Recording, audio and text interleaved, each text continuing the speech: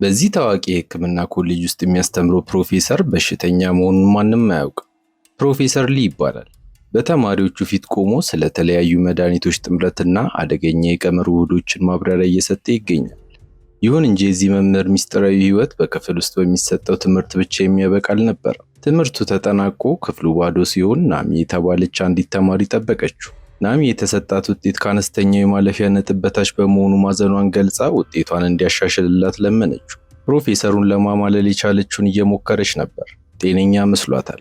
እሱም በውበቷ ተማርኮ ወዲያውኑ ተስማማ። ወደ ቢሮውም እንድትከተለው ጋበዛት። ናሚ ምንም እንኳን የሰውየው ሁኔታ ባይመቻትም ፍላጎቷን ለማሳካት ወስና ተከተለችው። ወደ ቢሮው እንደገቡ ግን የተመለከተችው ነገር አስደነገጣት። ከመጋረጃው ጀርባ የአንዲት ሴት አስክሬን አየች። ናሚ በተመለከተችው ነገር በጣም ከመደንገጡ የተነሳ ልቧ ይመታ ጀመር። ገና ምን እየተካሄደ እንደሆነ ሳትረዳ ጨካኙ ፕሮፌሰር በድንገት አንገቷ ላይ ሰንሰለት አስሮ በቢሮው ውስጥ ሰቀላት። ከዚህ አስፈሪ ድርጊት ጀርባ ጥቁር ሚስጥር ተሸሽጎ ነበር። ራጃ ሎንግ የተባለ አደገኛ የወንጀል ቡድን መሪ ለፕሮፌሰሩ በርካታ ንጹሃን ሴቶችን ሲያቀርብለት ኖሯል። የእነዚህ ምስኪን ሴቶች ዕጣ ፋንታ ደግሞ ፕሮፌሰሩ በሚያዘጋጀው የዕፅ ቀመር ላይ እንደ መሞከሪያ አይጥ ሆኖ ማገልገል ነው። ለዚህም ሲል ምርምሩ በማንኛውም አካል እንዳይስተጓጎል በርካታ የታጠቁ ዘበኞችን በየኮሪደሩ ላይ መድቦ ነበር። ነገር ግን ወደ ፕሮፌሰሩ ክፍል በሚያደርጉት ጉዞ መካከል ያልታሰበ አደጋ ገጠማቸው። ከፊት ለፊታቸው አንድ ሚስጥራዊ ሰው ብቅ አለ። ወንበዴዎቹ ሰውየውን ሲያዩት ያለቃቸውን ራጃ ሎንግ መልእክተኛ እንደሆነ በመገመት የመታወቂያ ቁጥሩን እንዲናገር ጠየቁት። ነገር ግን የሰውየው እንቅስቃሴና ሁኔታ እጅግ አጠራጣሪ ስለሆነባቸው ወዲያውኑ ጠመንጃቸውን ሳቡ። ሚስጥራዊ ሰው ግን ከፈገግታ ውጭ ምንም አልመለሰም። በቅጽበት ወደ ጥቃት ነበር የገባው።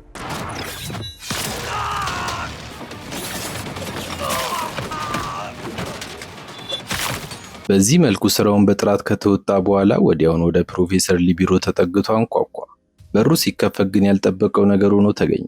ፕሮፌሰር ሊ በናሚ ተጠፍሮ ታስሮ ተሰቅሎ ይታይ ነበር። እነዚህ ሁለት አደገኛ ወታደሮች ባልና ሚስት ሲሆኑ ዘመናቸውን ሁሉ በውጊያ ያሳለፉ የሞት መሳሪያዎች ናቸው። የልጁ ስም ዌንዙ ይባላል። ፕሮፌሰሩን በዚህ መልኩ ከተቆጣጠሩትም በኋላ ናሚ ለዌንዙ አንድ ሚስጥራዊ ሰነድ አሳየችው። ሰነዱ አይስ ስፓይደር የተባለውን አደንዛዥ ዕፅ ለመስራት የሚያገለግለውን ቀመር የያዘ ነው። እንደ እውነቱ ከሆነ ፕሮፌሰሩ የራጃ ሎንግ የቀኝ እጅ ሲሆን ይህንን አይስ ስፓይደር የተባለ ዕፅ ለመስራት ዓመታት ፈጅቶበታል። በዛው ልክም ብዙ ንጹሃን ሴቶችን ነፍስ ነጥቋል። እነሱ በዚህ ውይይት ላይ እንዳሉ ድንገት ሌላኛው ህንፃ ላይ ተከታታይ የጥይት ዝናብ ይወርድባቸው ጀመር።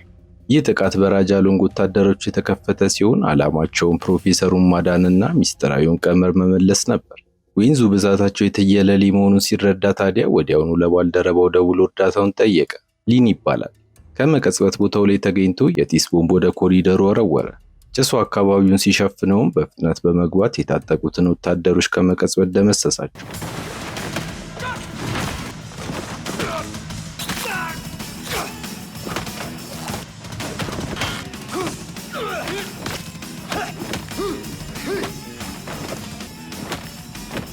ዌንዙ ታዲያ ይህንን አጋጣሚ በጥበብ ተጠቀመበት።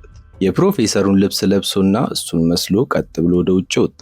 የራጃ ሎንግ ወታደሮች የወጣው ፕሮፌሰር ሊ እንደሆነ በማሰብ ወደሱ ሲቀርቡ ታዲያ አንድም ፋታ ሳይሰጣቸው በየተራ ቆራርጦ ጣላቸው።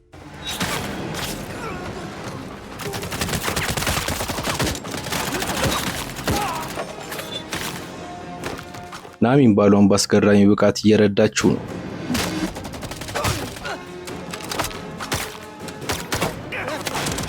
ሁለቱ ጥንዶች ሲፋለሙ ላያቸው ጥምር ኃይላቸው የትኛውንም ኃያል ቡድን መደምሰስ የሚችል ብቃት እንዳለው ይረዳል።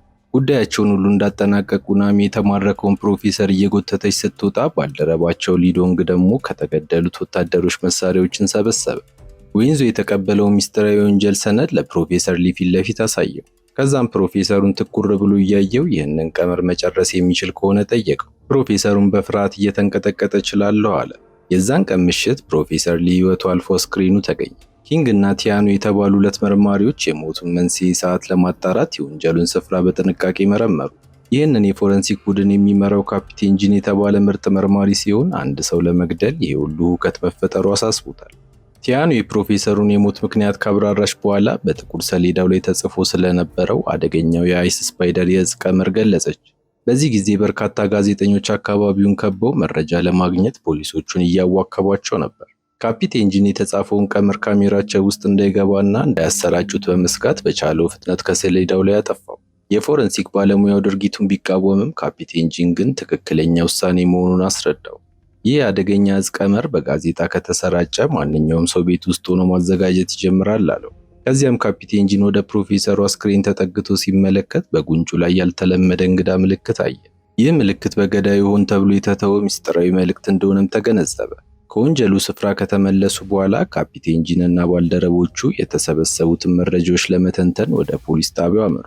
መጀመሪያም በጣቢያው ውስጥ ለምስክርነት የተያዘውን ማዌ የተባለ የአሳ አጥማጆች መሪና ባልደረባውን መመርመር ጀመሩ። ማዌ ምንም አይነት ጥፋት እንዳልሰራ በሙሉ የራስ መተማመን ተከራከረ። እነሱም በቂ ማስረጃ ስላልነበራቸው ሁለቱንም ለመልቀቅ ተገደዱ። ነገር ግን ካፒቴን ጂን አልተሸወደም።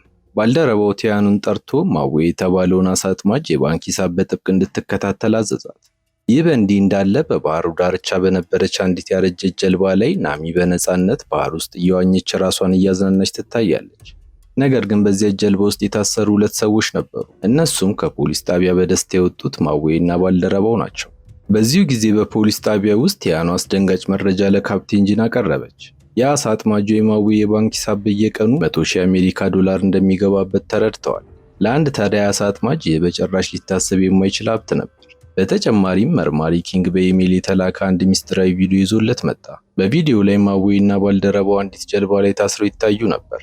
ካፒቴን ጂን ሁኔታውን እንደተመለከተ ሙሉውን የፖሊስ ኃይል ሰብስቦ ወደ ወደቡ እንዲዘምቱ ትዕዛዝ ሰጠ። በዛች ሰዓት ዌንዙና ታማኝ ወታደሮቹ በአደንዛዥ ዕፅ የተሞሉ ሳጥኖችን በፍጥነት እያሸጉ ነበር። ናሚ ከፍ ካለ ቦታ ላይ ሆና አካባቢውን በጥንቃቄ ስትቃኝ ወደ ወደቡ የሚገሰግሱትን በርካታ የፖሊስ መኪኖች አየች። ወዲያውንም ለባሏ መረጃውን አስተላለፈች። ዌንዙ ፖሊሶች በዚህ ፍጥነት ይደርሳሉ ብሎ አልጠበቀም። መረጃውን አሳልፎ የሰጠ ሰላይ መሃላቸው እንደሚገኝ እርግጠኛ ነበር። ዌንዙ የቀኝ እጅ ለሆነው ሊን ስራውን እንዲያፋጥንለት አዞ የቀሩት መሳሪያቸውን አዘጋጅተው ፖሊሶቹን ለመቀበል ተዘጋጁ። ናሚን በጀልባዋ ላይ የሆነ አውቶማቲክ መሳሪያዋን አስተካከለች። የፖሊስ መኪኖቹ ወደቡ ላይ እንደደረሱ አሰቃቂ የተኩስ ልውውጥ ተነሳ።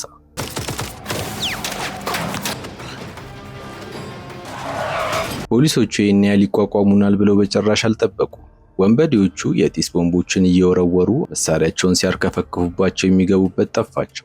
ከመኪናው እንኳን ለመውጣት ጊዜ ያጣው ፖሊስ ታዲያ ወደ ካፒቴን ጂን ደወለ። ሲያድኑት የነበረው ግለሰብ እዚህ እንደሚገኝም አሳወቀው። በዛው ቅጽበት ማዌ በፍርሃት እየተንቀጠቀጠ ወደ ፖሊሶቹ በመጮህ እንዲረዱት ለመነ። ሆኖም ፖሊሶቹ ሌላ እንቅስቃሴ ከማድረጋቸው በፊት ፍርሃት የሚባል ያልፈጠረበት ዌንዙ ያዘጋጀላቸውን መሳሪያ ፊት ለፊታቸው አወጣ። ወደ እነሱ እየሮጠ የነበረውን ማዌን እንደ ቀልድ ካስወገደ በኋላ የፖሊስ ኃይሉ መፈናፈኛ ሳጣው። ከመደበቅ ውጭ ምንም አማራጭ አልነበራቸው። ዌንዙም ወደ ባልደረባው ሊን ዞሮ የተቻለውን ያህል ዕፅ ጭኖ እንዲወጣ ትዕዛዝ ሰጠ። ፖሊሶቹ ቀና ለማለት ፋታ ባጡበት በዛች አስጨናቂ ሰዓት ታዲያ ካፒቴን ጂን ከለላ እንዲሰጠው አዘዘው። እሱም በፍጥነት መሳሪያውን አንስቶ ለወንበዴዎቹ ተኩስ ከፈተ። ሊንና ወታደሮቹ ግን መንገዳቸውን እያጸዱ ወደፊት ገሰገሱ። ከዛም አደንዛዥ ዕፅ የታሸገባቸውን ሳጥኖች በፍጥነት ወደ ባህሩ እንዲጥሉ ወታደሮቹን በቁጣ አዘዘ። በዚህ ሰዓት ከአቅማቸው በላይ የሆነባቸው ፖሊሶች የስዋት ቡድን ኃይሎች በአስቸኳይ እንዲጨመሩላቸው በጩኸት ጠየቀ። በዚህ አሰቃቂ ውዥንብር መሃል ካፒቴን ጂን አጠገቡ የነበረችውን መኪና እንደ መከለያ በመጠቀም ወደፊት ገሰገሰ።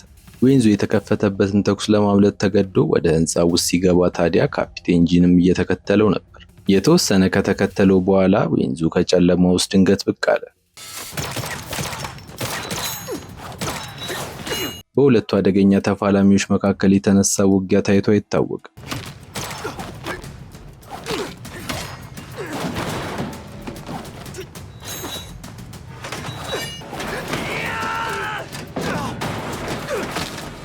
ዌንዙ እንደምንም ካፒቴኑን መሬት ላይ መዘረር የቻለ ቢሆንም ካፒቴን ጂን ግን ወድቆ አልቀረም። አጠገቡ ያገኘውን መዶሻ በመጠቀም መልሶ ማጥቃት ጀመረ።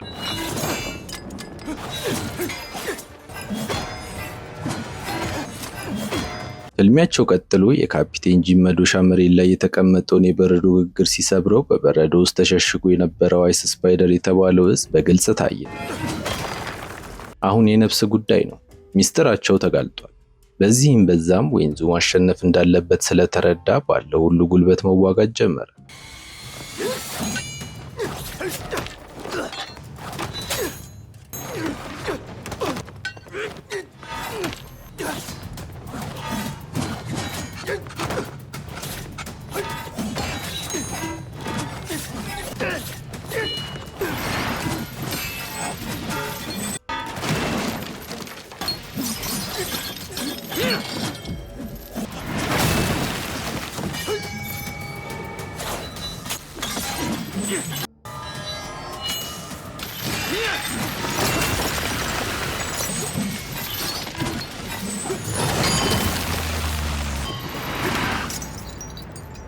ሁለቱም እኩል በሆነ ጥንካሬ ሲፋለሙ ከቆየ በኋላ ግን ድንገት የጀልባው ጥሩምባ ድምፅ አስተጋባ።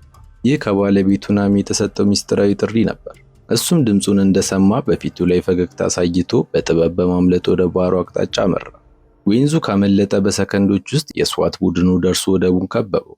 የቆሰሉትን የፖሊስ አባላት በማዳን የተኩስ አቅጣጫውን በሙሉ ለወጠው። ሊን በፖሊሶቹ የሚተኮስበትን ጥይቶች ለመከላከል የወደቁትን አስክሬኖች እንደ መከለያ በመጠቀም እጾቹን ወደ ባህሩ ለመግፋት ታገለ። በባህሩ ውስጥ ደግሞ ናሚ ሳጥኖቹ ከላይ እስኪወድቁላት ትጠብቅ ነበር።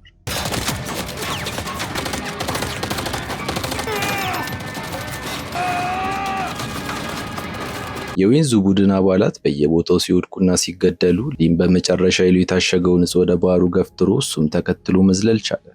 ይህንን የተመለከተው ኪንግ የተባለ ፖሊስ ታዲያ በደም ፍላት ተከትሎ ወደ ባህሩ ዘለለ። ነገር ግን ከውሃው ስር ተዘጋጅተው የነበሩት ወንበዴዎች ሳጥኖቹን በፍጥነት ስበው ወሰዷቸው። ኪንግ ከውሃው ሲወጣ እጾቹ በሙሉ ጠፍተው ነበር። ካፒቴን ጂን ንዴቱን መቆጣጠር አልቻለም። ይህን ሁሉ የፖሊስ ኃይል አጥቶ በእጃቸው አንዳችን ፍንጭ ሊያገኙ ባለመቻላቸው ተበሳጭቷል። ነገር ግን አሁንም ተስፋ መቁረጥ አልፈለገም። በወደቡ መጋዘኖች ውስጥ የቀሩ እጾች ሊኖሩ እንደሚችሉ በማመን በደንብ እንዲፈትሹ አዘዘ። የአሳ መጋዘን ባለቤቶች ግን ተቃወሟቸው። መጋዘናቸውን ለመፈተሽ ከፈለጉ የፍርድ ቤት ትዕዛዝ ይዘው እንዲመጡ ጠየቁ። ካፒቴን ጂን ግን አልሰማቸውም። ምንም ሳያቅማማ መዶሻውን አንስቶ የኮንቴይነሩን በር ሰበረው። እንዳሰቡትም በበረዶ ውስጥ ብዛት ያላቸው አደገኛ እጾች ተገኙ። ይህ ለፖሊሶቹ ትልቅ ስኬት ቢሆንም ካፒቴን ጂን ግን አንድ ነገር ግራ ገብቶታል። ይህንን ያህል ብዛት ያለው አደገኛ እጽ በዚህ አጭር ጊዜ ውስጥ እንዴት ሊያዘጋጁት ቻሉ? በሌላ በኩል በዚህ ከተማ ውስጥ የሚያስተዳድረው ሶንግፓ የተባለ ከንቲባ የምርጫ ቅስቀሳ እያደረገ እናያለን። ከንቲባው የቆሸሸ ውሃን አጣርቶ ለህዝቡ ንጹህ የመጠጥ ውሃ የማቅረብ ፕሮግራሙን ለማብራራት የተጣራውን ውሃ ራሱ ጠጥቶ አሳየ። በዚህ ጊዜ ግን አንድ ጋዜጠኛ ተነሳ። በቅርቡ ከፍተኛ መጠን ያለው አደገኛ እጽ በፖሊስ ተይዟል። ይህ እርምጃ ከ5 ዓመት በፊት ካወጣችሁት እጽን የመዋጋት ህግ ጋር እንዴት ይሄዳል ሲል ጠየቀው። ከንቲባው ሶንግፓ ጥያቄውን ሲሰማ ከመደንገጡ የተነሳ ፊቱ ገረጣ። ሆኖም ራሱን ለማረጋጋት እየሞከረ እጽን የመዋጋት ዓላማው የጸና እንደሆነና ትግሉን እንደሚቀጥል በመግለጽ ጥያቄውን ለመመለስ ሞከረ። ይህ በእንዲህ እንዳለ በጨለማው የወንጀል ዓለም ውስጥ ታላላቅ የአደንዛዥ ዕፅ አከፋፋዮችና የማፊያ መሪዎች በሚስጥራዊ የቪዲዮ መረብ ላይ ስብሰባ ተቀመጡ። ቀደም ሲል ፖሊሱ በወደብ ላይ የያዘውን ከፍተኛ መጠን ያለው ዕፅ ከሰሙ ጀምሮ ደንግጠዋል። እንዲሁም በፕሮፌሰር ሊ አስከፊ አሟሟት በከፍተኛ ቁጣና ስጋት እያጉረመረሙ ነው። በዚሁ ቅጽበት እስከ ዛሬ ድረስ ከተማዋን ሲያናውጥ የነበረው ሰው ማንነት ተገለጠ። የዚሁ ፎሴት የተባለው አደገኛ የማፊያ ቡድን ዋና መሪ ወይም ራጃሎንግ የሚባለው ወንበዴ ከንቲባው ሶንግፓ ራሱ እንደነበር ይፋ ሆነ። ራጃሎንግ ከንቲባነቱን ለመሸፈኛ ጭንብል በመጠቀም በስልጣኑ ሽፋን የወንጀሉን ግዛት ሲያስፋፋ ሰንብቷል። አሁን ግን ችግር ውስጥ ገብቷል። የከተማው ዕፅ አከፋፋዮች ለራጃሎንግ ጥብቅ ማስጠንቀቂያ አስተላለፉ። በከተማው የተስፋፋው የአይስ ስፓይደር ዕፅ በአስቸኳይ በእጃችን ካልገባ ስልጣንህን ብቻ ሳይሆን ሕይወትህም አደጋ ላይ ይወድቃል ብሎ አስጠነቀቀ። እሱም ዕፁን በአጭር ጊዜ ውስጥ እንደሚያቀርብላቸው አስፈላጊ ከሆነም የህግ አስከባሪዎችን በከፍተኛ ጉቦ ገዝቶ ሂደቱን እንደሚያሯሩጠው ቃል ገባላቸው። ይህ በእንዲህ እንዳለ በፖሊስ ዋና መስሪያ ቤት ውስጥ መርማሪዎቹ በስራ ተጠምደው ነው የዋሉት። የዌንዙን ትክክለኛ ማንነት ለማግኘት በኮምፒውተሮቻቸው ላይ ተደፍተው ሌት ተቀን ሲደክሙ ሰንብተዋል። በመጨረሻም የሰውየውን ሚስጥራዊ የኋላ ታሪክ አገኙ። ዌንዞ በደቡብ ምስራቅ ኤስያ ድንበር ላይ ያገለገለ የቀድሞ የባህር ኃይል ኮማንዶ እንደነበር አወቁ። በታሪኩ ላይ ምንም አይነት የወንጀል መዝገብ ያልነበረው ይህ ሰው ታዲያ ባልተጠበቀ ምክንያት ከጦርነት ሰራዊቱ ወጥቶ የዓለም አቀፍ የቅጥር ወታደር ለመሆን ወሰነ። የቀኝ እጁ የሆነው ሊንም ከዚሁ የደቡብ ምስራቅ ኤስያ አካባቢ የበቀለ ጨካኝ ወታደር እንደሆነ ተረጋገጠ።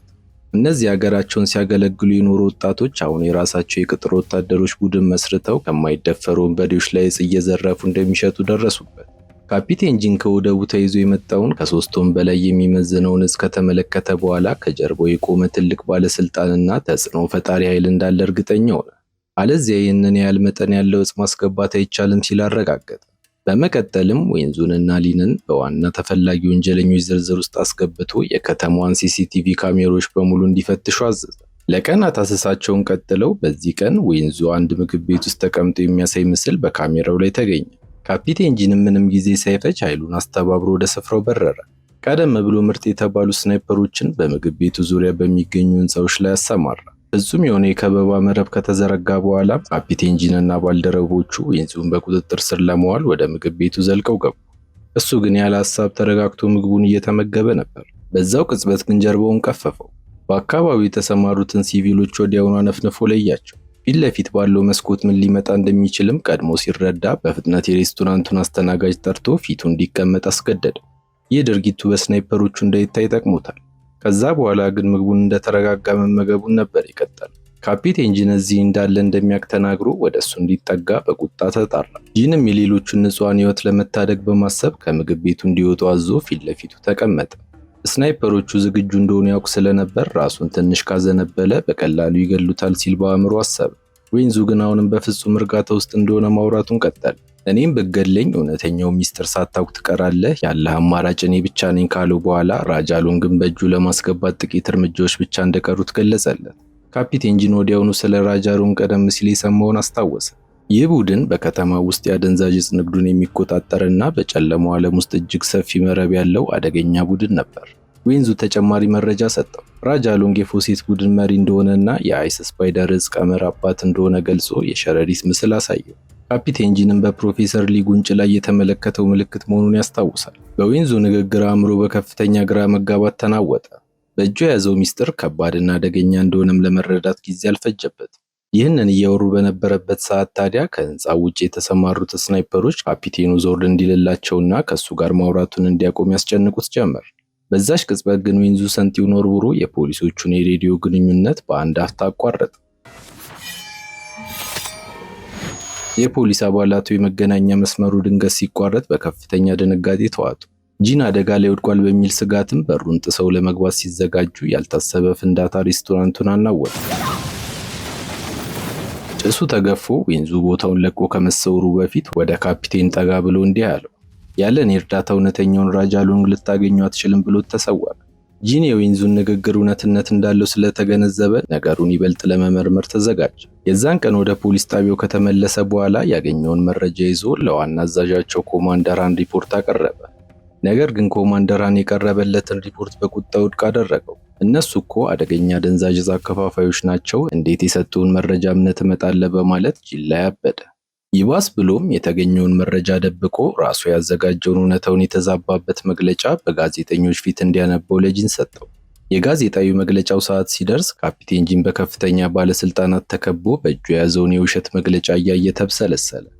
እውነትን ማጋለጥ ስራ ሆኖ ሳለ በዚህ ሁሉ ሰው ፊት መዋሸት በጭራሽ አልፈለገም። ብዙም ሳይቆይ ታዲያ ጋዜጠኛ መስላ የተቀላቀለችው ናሚ እጇን አውጥታ ብቅ አለች። በልበ ሙሉነት ይህ አደገኛ ዕፅ ሙሉ በሙሉ የሚመረተው በዚሁ ከተማ ውስጥ ነው አለች። አስፈላጊም ከሆነ በቂ የቪዲዮ ማስረጃ በእጇ እንደሚገኝ ተናገረች። ይህ ንግግሯ ሁሉንም ያስደነገጠ ነበር። ኮማንደር ሃንም በድንጋጤ ተነስቶ የጋዜጠኛዋን ንግግር ሊያስተባብል ሲሞክር ካፒቴን ጂን ያልተጠበቀ ድርጊት ፈጸመ። የአዛዡን ትዕዛዝ በግልጽ ጥሶ የናሚ መረጃ እውነት መሆኑን አረጋገጠ። በዚህ ያልታሰበ ንግግሩ ታዲያ የመገናኛ ብዙሃኑ ባንዴ ተናወጠ። ካፒቴን ጂንም ባልደረቦቹን አስተባብሮ ወንጀለኞቹን ለፍርድ ለማቅረብ በካሜራ ፊት ቃል ገባ። ይህ ሁሉ ሲሆን ፍርሃት አልባው ዌንዙ የጂንን ድፍረት የተሞላው እርምጃ በቴሌቪዥን እየተከታተለ በፊቱ ላይ ፈገግታ ታየ። በዚያው ቅጽበት የኬሚካል ፍሳሽ የጫነች ግዙፍ መኪና ወደ ግቢው ገባች። ባልደረባው ሊን ሹፌሩን አደንዝዞ ነበር መኪናውን ይዞት ወደዚህ የመጣው። የጠረጠሩት ሙሉ በሙሉ ትክክል ነበር። የአይስ ስፓይደር ዕፅ በሚመረትበት ጊዜ ከፍተኛ መጠን ያለው መርዛማ የኬሚካል ፍሳሽ ይፈጠራል። በከተማዋ የውሃ ምንጭ ላይ እስካሁን ምንም አይነት ችግር ያልታየበት ምክንያት ከንቲባው በስተጀርባ ሆኖ የኬሚካሉን ፍሰት በስልጣኑ ስለሚሸፍነው እንደሆነ አወቁ። አሁን ታዲያ የራጃሉንግ ትክክለኛ ማንነት በደንብ ስለተረጋገጠ ሊን ለሰራው ስራ የተስማሙበትን ክፍያ በሙሉ እንደሚከፍለው ቃል ገባለት። ነገር ግን ንግግራቸውን ሳይጨርሱ በርካታ የሌዘር ጨረሮች በሰውነታቸው ላይ አረፉ። ከየአቅጣጫው ተከበው ነበር። በሌላ በኩል ከንቲባው ሶንግፓ ወይም ራጃሉንግ በቅንጡ ክፍል ውስጥ አገር ሰላም ብሎ ተቀምጦ ነበር። ያስጠራቸውን ሴቶች ወደ ክፍሉ ገብቶ ቁመናቸውን ሲመለከት በጣም ተደሰተ። ነገር ግን ሴቶቹ ወደ እሱ እንደቀረቡ ድንገት ጥቃት ሰንዝረው በቁጥጥራቸው ስር አዋሉት። በክፍሉ ውስጥ ያሉት ሞኒተሮች በርተው ታላላቆቹ የማፊያ አከፋፋዮች በስክሪኑ ላይ ብቅ አሉ። በራጃሉንግ ድክመት እየተሳለቁ አሁን ላለበት ቦታ የማይመጥን መሆኑን ገለጹለት። ከዛም ጥብቅ ማስጠንቀቂያ ሰጡት። አዲሱን ዕፅ በ2 ቀናት ውስጥ በእጃቸው እንዲገባ ማድረግ ሲሆን ይህ ካልሆነ ግን የምርጫ ቅስቀሳ ገንዘቡን አቁመው እንደሚገሉት አስጠነቀቁት። ዌንዙን እና ሊንንም በቁጥጥራቸው ስር ያዋላቸው ከነዚህ ማፊያዎች አንዱ ነበር። ችግሩ ግን ሊገሏቸው እንደተዘጋጁ ባልገመቱት መልኩ የታሰሩበትን ሰንሰለት በጥሰው መዋጋት ጀመሩ።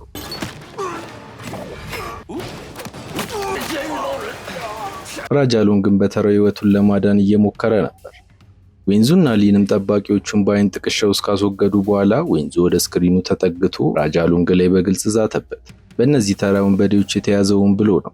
የራጃሉንግን ማንነት ለማረጋገጥና ስርጭቱን የሚከታተሉትን የማፊያ ቡድኖች በሙሉ ለመለየት ስለፈለገ እንደሆነ አሳወቃቸው። ከዛም ራሱን በክብር ካስተዋወቀ በኋላ እውነተኛው ዓላማውን ይፋ አደረገ። ከ5 ዓመታት በፊት በደቡብ ምስራቅ ኤሲያ ድንበር ላይ በራጃሉንግ የተጨፈጨፉትን የ12 የባህር ኃይሎች ጓደኞች ደም ለመመለስ እንደመጣ ተናገረ። እሱም ይህንን ሲሰማ የሚገባበት ጠፋው። ሆኖም ፍርሃቱን ዋጥ አድርጎ በቁጣ እየተንቀጠቀጠ እንደሚጠብቀው ገልጾ ስክሪኑን ሰበረ። በሚቀጥለው ቀን ጂን ቀኑን የጀመረው ከኮማንደር ሃን ከባድ ወቀሳና ስድብን በማስተናገድ ነበር። ትዕዛዙን በማናለብኝነት በመጣሱ ከመርማሪነት ኃላፊነቱ ታገደ። ከዛም ኮማንደሩ የቢሮውን በር ከፍቶ ሌሎቹ ላይ እያጉረጠረጠ ጉዳዩን መምራት የሚችል ደፋር አባል ካለ ጠየቀ። ነገር ግን ሁሉም አባላት በፍርሃት ዝምታን መረጡ። ኮማንደሩ ታዲያ በዚህ ደሙ ፈልቶ እየተንጨረጨረ በነበረበት ሰዓት ከከንቲባው የስልክ ጥሪ ደረሰ። ራጃሉንግ የሚሰጠውን መመሪያ ሁሉ እሺ እያለ ከተቀበለ በኋላ የያዙትን ዕፅ በሙሉ ወደ ከንቲባው እንዲወስዱ ታዘዘ። እሱ ባዘጋጀውም የማቃጠያ ቦታ ላይ እንዲቃጠሉ ወሰነ። እውነት ነው፣ ዕፆቹ እንደማይቃጠሉ ያውቃል። ከምንም በላይ ጂንን ያስቆጣው ግን ይህ እርምጃ ለወንጀለኞች ጥቃት እንደሚያጋልጣቸው እያወቀ መፍቀዱ ነበር። የቻለውን ያክል ሊያሳምነው ቢሞክርም ኮማንደር ሃን ግን ኃላፊነቱን ራሱ እንደሚወስድ ተናግሮ ክፍሉን ለቆ ወጣ። ካፒቴን ጂን በውሳኔው ተቃጥሎ ያገኘው ሰው ላይ ሁሉ እየጮኸ እያለ ቲያኑ የተባለች አባል ምግብ ይዛለት ወደ ቢሮ ለመግባት ተጠጋች። ሁሉም መጥፎ ውሳኔ እንደሆነና ሲረጋጋ እንድታናገረው ቢመክሯትም እሷ ግን በድፍረት ገብታ ምሳ እንዲበላ ተጨቀጭቀው ጀመር። ጂን በከፍተኛ ቁጣ ውስጥ ቢሆንም እሷን ፈጽሞ አልተናገራትም። ይልቁንም በወደቡ ላይ ካሜራዎቹ የቀረጹትን ምስል አጣርተው እንዲያመጡ ለሁሉም አዞ ወጣ። ጂን ከወጣ በኋላ የቲያኑ ሁኔታ ሲከታተል የነበረው ኪንግ የተባለ ፖሊስ እጇን ጎትቶ ይዟት ወጣ። ከካፒቴኑ ፍቅር እንደያዛት እንደሚጠረጥርም ገልጾ እየሳቀባት ሄደ። የዛን ቀን ከሰዓት ዕፁን ለማጓጓዝ ተዘጋጁ።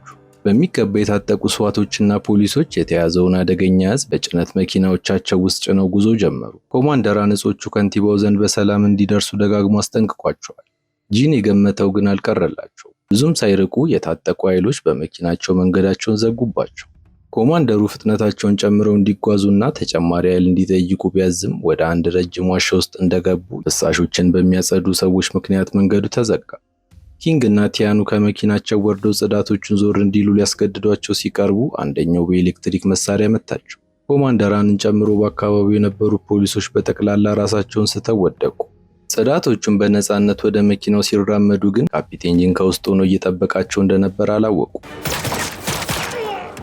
ይህ አደጋ እንደሚመጣ ቀድሞ በመገመቱ የመኪናው በር እንደተከፈተ የራጃሉንግ ወንበዴዎች ላይ ያልጠበቁት ውርጅብኝ ወረደባቸው።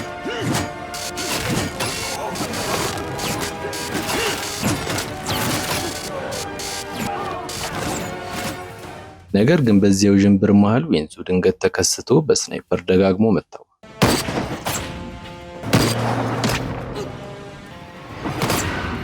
ደግነቱ ጂን የጥይት መከላከያ አድርጎ ስለነበር አልሞተም። የራጃሉንግ ወንበዴዎችም አጋጣሚውን ተጠቅመው ወደ መኪናው ተመልሰው በመግባት ጂንን እስኪበቀው ይደበድቡት ጀመር።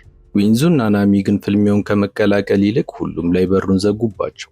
ወደ ጋቢናው ገብተውም ውስጡ ተገጥሞ የነበረውን ጂፒኤስ አውልቀው ወረወሩት። ከዚያም መኪናውን እየነዳ ወደ ሚስጥራዊ መሸሸጊያቸው አመራ። ቦታው ላይ ደርሶ በሩን ሲከፍተው ካፒቴን ጂን ውስጥ የነበሩትን በሙሉ ረፍርፏቸው ነበር ያገኘው። ሆኖም ከፍተኛ ድካም ላይ ስለነበር ራሱን ስቶ ወደቀ። ከተወሰነ ጊዜ በኋላ ካፒቴን ጂን ራሱን አውቆ አይኑን ሲከፍት የራጃሉንግ ወታደሮች በሙሉ እጅና እግራቸውን ታስረው አየ። እሱም ቢሆን በተመሳሳይ ሁኔታ በጠንካራ ገመድ ተጠፍሮ ነበር። ጂን በቁጣና በጥርጣሬ መንፈስ ከሱ ምን እንደሚፈልግ ጠየቀው። ዌንዙ ምንም ሳይቀባበው የሚፈልገውን አስረዳ። አደገኛውን የራጃሉንግ ስርዓት ለማፍረስ ሁለቱም ተመሳሳይ ዓላማ ስላላቸው አብረው ቢሰሩ በቀላሉ ድባቅ መምታት እንደሚችሉ ሊያሳምነው ሞከረ። ካፒቴን ጂን በቀላሉ የሚጠመዘዝ ሰው እንዳልሆነ ሲገባው ታዲያ ባለቤቱን ናሚን ጠራት። ሆዷን ገልጦም ረጅም ጠባሳ ካሳየው በኋላ የራጃሉንግን አሰቃቂ ተግባር ማብራራት ጀመረ። በአንድ ወቅት ናሚንን አፍኖ በመውሰድ አደገኛውን ዕፅ በሆዷ ውስጥ እየደበቀ በተደጋጋሚ በተለያዩ ሀገራት እየላካት ሲጫወትባት ከርሟል። ይህንን ድርጊት ደጋግሞ በመፈጸሙ ምክንያት ናሚ ለወራት ኮማ ውስጥ ገብታ ሕይወቷን ልታጣ ተቃርባ ነበር። ይህንን እያወሩ ባለበት ሰዓት ሊን የተባለው ግብረ አበራቸው ገብቶ ሊያሾፍባትና ሊተናኮላት ሞከረ። እሷ ግን በቅጽበት አንስታ መሬት ላይ ዘረረችው።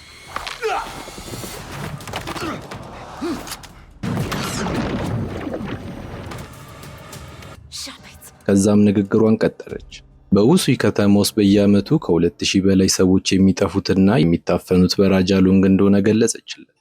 ካፒቴን ጂን ታሪኩ ቢያሳዝነውም ከህግ ውጭ ከሆኑ የቅጥር ወታደሮች ጋር ሊተባበር እንደማይችል ግልጽ አደረገላቸው። ራጃሎንግን ማሸነፍ የሚቻለው ህጉን ተከትሎ በፍርድ ቤት ውስጥ በመዳኘት ብቻ መሆን እንዳለበት አቋሙን አሳወቃቸው። ዌንዙን በቀላሉ አልተወውም። በአደንዛዥ ዕፅ የተሞላውን መኪና አሳይቶት የስልጣን በእጅ ቢሆን ምን ታደርገው ነበር ሲል ጠየቀው። ካፒቴን ጂንም ምንም ሳያቅማማ እጹን በሙሉ በእሳት ተቃጥሎ መደምሰስ እንዳለበት ገለጸ። ዌንዙ ታዲያ መልሱን እንደሰማ ወዲያውኑ ቦምብ አውጥቶ ወደ መኪና ውስጥ ወረወረ። ከዛም የቦምቡን መቆጣጠሪያ ሪሞት ለጂን አቀበለው። በዚያች ቅጽበት ግን ሴኒ ከተባለች የዕፅ አከፋፋይ የስልክ ጥሪ ደረሰ። ይህች ሴት ከራጃሎንግ ጋር ትልቅ ግንኙነት ያላት ስትሆን በእጁ የሚገኘውን ዕፅ በአስቸኳይ እንዲልክላት አስጠነቀቀችው። ትዕዛዟን የማያከብር ከሆነ ግን ያገተቻትን ሴት እንደምትገላት ዛተችበት። ታጋቿ ደግሞ መርማሪ ቲያኑ ነበረች። ሴኒ አድራሿን ከሰጠችው በኋላ በ3 ሰዓት ውስጥ መኪናውን ይዞ ካልመጣ እንደምትገላት አረጋገጠችለት። በዚህ ሰዓት ዌንዙ ውሳኔውን ሙሉ በሙሉ ለካፒቴን ጂን ተወው። እሱም በባልደረቦቹ ሕይወት የሚደራደር ሰው ስላልነበር መኪናውን በቻለው ፍጥነት እየነዳ ወደ ተሰጠው አድራሻ አመራ። የዌንዙ ቡድንም እየተከተሉት ነበር። ቦታው ላይ እንደደረሰ ታዲያ በመኪናው ላይ የተገጠመውን ቦምብ በ2 ደቂቃ ውስጥ እንዲፈነዳ አዞት ከመኪናው ወርዶ እጆቹን ወደ ላይ አነሳ። በሰዓቱ ቲያኑን ወንበር ላይ አስረዋት ነበር። ታጣቂዎቿንም መኪናውን በጥንቃቄ እንዲፈትሹ ታዘዘች። ከታጣቂዎቹ አንዱ የአይስ ስፓይደር ዕፅ ናሙና አውጥቶ ከውሃ ጋር ከቀላቀለው በኋላ በመርፌ ወደ ቲያኑ አካል ውስጥ ከተተ። ካፒቴን ጂን ይህንን ሲመለከት እንደ እብድ ነበር ያደረገው። ነገር ግን መሳሪያ ተደግኖበት ስለነበር እንደምንም እልውን ዋጥ ለማድረግ ተገደደ። አደገኛው ዕፅ በቲያኑ ደም ውስጥ መሰራጨት እንደጀመረ ወዲያውኑ መንቀጥቀጥ ጀመረች። መጠኑ ሲበዛ የሰውነቷን ሙቀት በከፍተኛ ሁኔታ እንደሚቀንስ፣ ከዚያም በሺዎች የሚቆጠሩ ሸረሪቶች በአካሏ ውስጥ የሚንቀሳቀሱ ያህል ህመም እንደሚሰማ ገለጸች። ሴኒ ይህንን ካለች በኋላ ጂንን እንዲለቁ ታዘዘች። እሱም ቲያኑን ለማዳን በቻለው ፍጥነት ሮጠ። ከዛም እያሾፈችበት ቲያኑ በአስቸኳይ ካልተረዳች ሕይወቷ በጥቂት ደቂቃዎች ውስጥ እንደምታልፍ ተናግራ ሳትጨርስ ግን የዌንዙ ቡድን ከተፍ ብሎ ስፍራውን በተኩስ አናወጠ። በከባድ ህመም ውስጥ የነበረችው ቲያኑ እንደዛ ሆና እንኳን መመሪያዋን ተከትላ ዕፁን መጠበቅ ባለመቻለው ይቅርታ ጠይቀው ጀመር። ሆኖም መልስ ከመመለሱ በፊት ቀደም ሲል ያጠመደው ቦምብ ፈነዳ። ዕፁ የተጫነበት መኪና ወደ አመድነት ሲለወጥ የተመለከተው ሊን ታዲያ እጅግ ተበሳጨ። ጂንም ተጨማሪ ጊዜ ሳያባክን የአምቡላንስ እርዳታ ጠየቀ። እነሱ እስኪመጡ ለቲያኑ የመጀመሪያ ሕክምና እርዳታ መስጠት ጀመረ። ችግሩ ግን ቲያኑ በየሰከንዱ እየደከመች ነበር የመጣችው። የመጨረሻ ኃይሏን አሰባስባ የጂንን እጅ አጥብቃ በመያዝም ድክም ባለ ድምፅ የካዝናውን ሚስጥራዊ ቁጥር ነገረችው። ያ ቁጥር ሁለቱ ለመጀመሪያ ጊዜ የተገናኙበት ቀን ነበር። ካፒቴን ጂን እንባውን ለመቆጣጠር እየሞከረ እንድትጠነክር ለመናት። በልቡ ውስጥ እሱም ለሷ ፍቅር እንደነበረው ቢያስታውቅም ስሜቱን ሳይገልጽላት እጁን እንደያዘች ራሷን ሳተች። አምቡላንሱ እንደደረሰ አፋሷት መሮጥ እንደጀመረ ፊቱ በግማሽ የተቃጠለው ሊን መንገዱን ዘጋበት። ሊን ከዌንዙ ጋር ሲሰራ የነበረው ለገንዘብ ብቻ በመሆኑ እሱ በመቃጠሉ ደሙ ፈልቷል።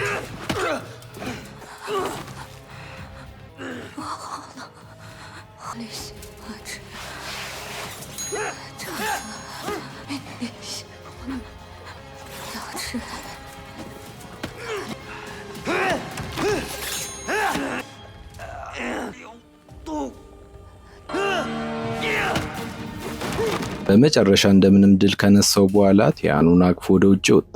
የሕክምና ባለሙያዎቹን ፈጥነው እርዳታ መስጠት ጀመሩ። መሬት ላይ ወድቆ የነበረው ሊን ግን ወድቆ አልቀረም። የእጅ ቦምቡን አንስቶ ሊወረውር ሲሞክር ወደ ስፍራው የደረሰው ኪንግ የተባለው ፖሊስ በቦክስ ዘረረው። ችግሩ ግን የፈሩት አልቀረም። የቲያኑን ሕይወት ማዳን አልተቻለም።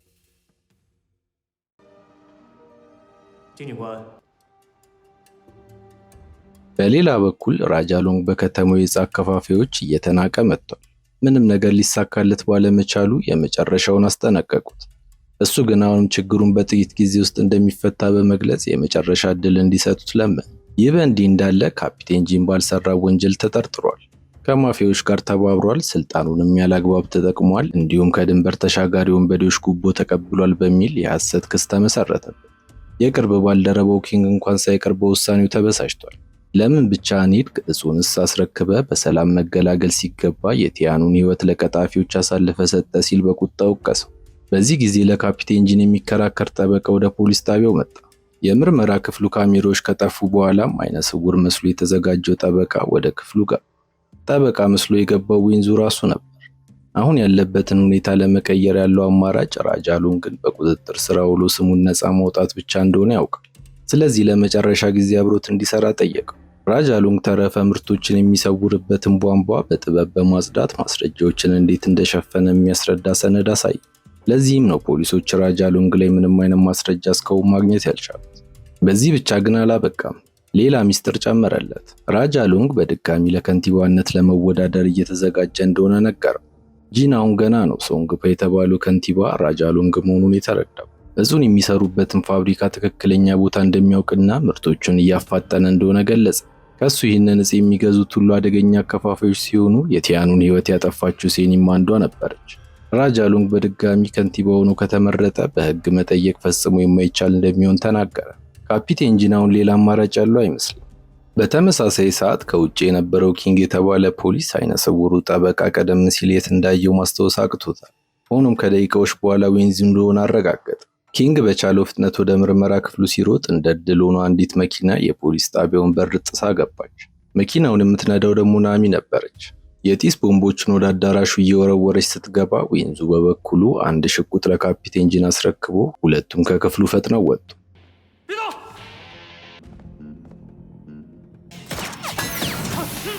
በዚህ ሰዓት ፖሊስ ጣቢያውን የሞላው ጢስ እይታቸውን ስለጋረደው ፖሊሶች በድንጋጤ መሳሪያቸውን አውጥተው እርስ በራሳቸው ለመታየት እየሞከሩ ይገኛሉ።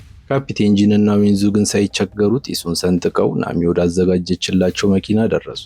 ነገር ግን ኪንግ ወዲያውኑ ለያቸው።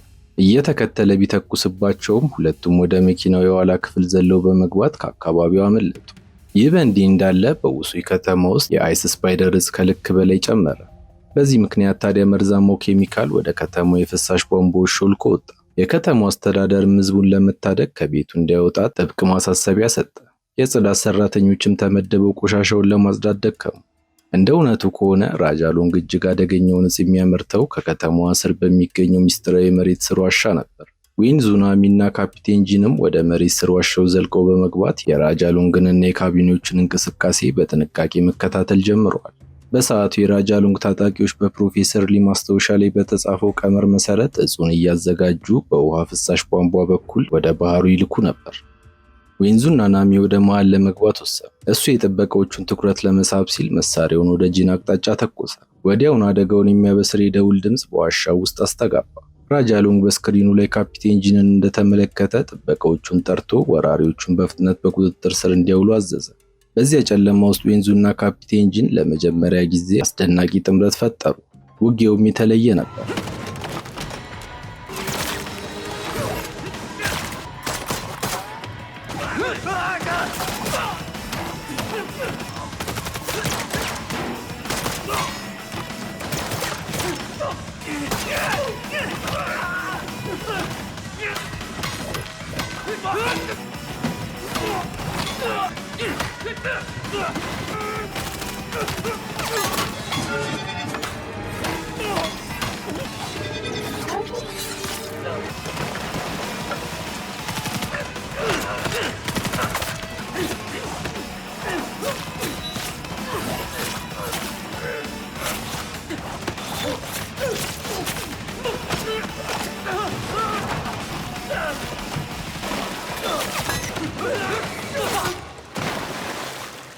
በሚገርም አንድነት የራጃሉንግን ታጣቂዎች ከደመሰሷቸው በኋላ ናሚ በምልክት ጠርታ ዋናው የአይስ ስፓይደር ላብራቶሪ ያሳየቻቸው። ከዛም ከአየር ማቀዝቀዣ ቱቦ በኩል ዘልቃ በመግባት ተኩስ ከፈተች። በክፍል ውስጥ የነበሩትን ወታደሮች ካስወገዱ በኋላ ጀርባውን ሰጥቶ የቆሙ ራጃሉንግን አዩ። ዌንዙ ወዲያውኑ ሊገለው ሲራመድ ግን ጂን አስቆሙ። ፖሊስ ጣቢያ ውስጥ በነበሩበት ወቅት ባልደረባው ኪንግ አንድ ጊዜ ብቻ መነኝ ሲል በሹክሹክታ ጠይቆት ነበር። እሱም የጓደኛውን ባህሪ ለዓመታት ስለሚያውቀው ምልክት እስኪሰጠው እየጠበቀ እንጂ ሙሉ የስዋት አባላትን አዘጋጅቶ እየጠበቀው ነው። አሁን ታዲያ ምልክቱ እንደደረሰው ወደ ዋሻው መግባት ጀመሩ። ካፒቴን ጂን ለሕግ ታማኝ በመሆኑ ዌንዙን በበቀል ተነሳስቶ እንዳይገለው በመፍራት እንዳይንቀሳቀስ አዘዘ። በዚህ ጊዜ ናሚ በድንገት ጥቃት ሰነዘረች። ዌንዙ ደግሞ ራጃሉንግን ለማጥፋት ወደፊት ሲራመድ ጀርባውን ሰጥቶ የቆመው ሰው ራጃሉንግ ሳይሆን በሰውነቱ ላይ ፈንጂ የታሰረበት ተራ ወታደር መሆኑን ተገነዘበ። ወታደሩ በከፍተኛ ድምፅ ሲጮህ ናሚ የባሏን ሕይወት ለማዳን ባላት አቅም ሁሉ ወደ ጎን ገፋችው። ቦምቡ ፈነዳ። ዌንዙ ክፉኛ ሲቆስል ባለቤቱ ናሚ ግን ሕይወቷ አለፈች። ለሱ ብላ መስዋዕት እንደሆነች ሲገነዘብ የሚገባበት ጠፋው። ናሚንን ከራጃ ሎንግ የዕፅ ባርነት እንዴት እንዳዳናት አስታወሰ። ከዓመታት በፊት 12 የባህር ኃይሎች ጓደኞቹ በራጃ ሎንግ ከተጨፈጨፉ በኋላ ዌንዙ ከሰራዊቱ ወጣ። ይህንን ያደረገውም ናሚንን ለማዳንና በቀሉን ለመመለስ ነበር። አሁን ግን አብሮ የነበረችው ተስፋውና ባለቤቱ በዚህ አውሬ ምክንያት በሞት ተለየችው። በዛችው ቅጽበት የዋሻው ግድብ ተሰብሮ ኃይለኛ የውሃ ማዕበል ወደ ውስጥ ፈሰሰ። አርፍደው የደረሱትም የስዋት አባላት ጠራረጋቸው። ድባቡ በሙሉ በግርግርና በውከት ተዋጠ። ታላላቆቹ የማፊያ አከፋፋዮች ራጃ ሎንግ ፋብሪካውን በቦምብ አፈንድቶ መኮብለሉን ሲሰሙ ንዴታቸው ወሰን አጣ። ይህንን አታላይ አፈላልገው ሊገሉት ሲወስኑ፣ እሱ ግን ከጥቂት ታጣቂዎቹ ጋር እየኮበለለ ነበር። በዛውም የታጣቂዎቹን አስክሬን እንዲፈትሹ ባዘዘበት ቅጽበት ግን በተበሳጩት የማፊያ ቡድኖች ድንገተኛ ጥቃት ተከፈተበት። በበቀል የተቃጠሉት ወንበዴዎች የጥይት ማት ሲያዘንቡበት እንደማይተርፍ የተረዳው ራጃ ሎንግ ሕይወቱን ለማዳን እግሬ አውጭኝ አለ። በመጨረሻም ጀልባው ላይ ደረሰ። በተገጠመለት አውቶማቲክ መሳሪያ የሚከተሉትን ወንበዴዎች እየጨፈጨፈ ወደ ባህሩ ገባ። ሆኖም ሌላ ሚስጥራዊ ሰው በባህሩ ዳርቻ መንገድ ላይ በመኪና እየበረረ ይከተለው ነበር። እሱም ወዲያውኑ ጥይቱን መኪናዋ ላይ ማርከፍከፉን ተያያዘው። በመጨረሻ ተሳክቶለት መኪናዋን በማፈንዳት ጠላት ሞተ ብሎ ሲያስብ እየተቃጠለች የነበረችው መኪና ግን ከድልድዩ ላይ በከፍተኛ ፍጥነት ዘለለች። ሚስጥራዊ ሰውም እንደምንም ጀልባዋ ላይ ከወጣ በኋላ ያለ ርኅራኄ ደበደበ። እሱም አማራጭ በማጣቱ ሕይወቱን ለማዳን እንደገና ወደ ባህሩ ዘለለ። የዛን ቀን ምሽት ታዲያ ተሸሽጎ ወደ ቤቱ ለመግባት ሞከረ። ነገር ግን የፖሊስ ሰራዊት መኖሪያ ቤቱን ሙሉ በሙሉ ስለከበበው እንደምንም ወደ መኪናው ውስጥ ገባ።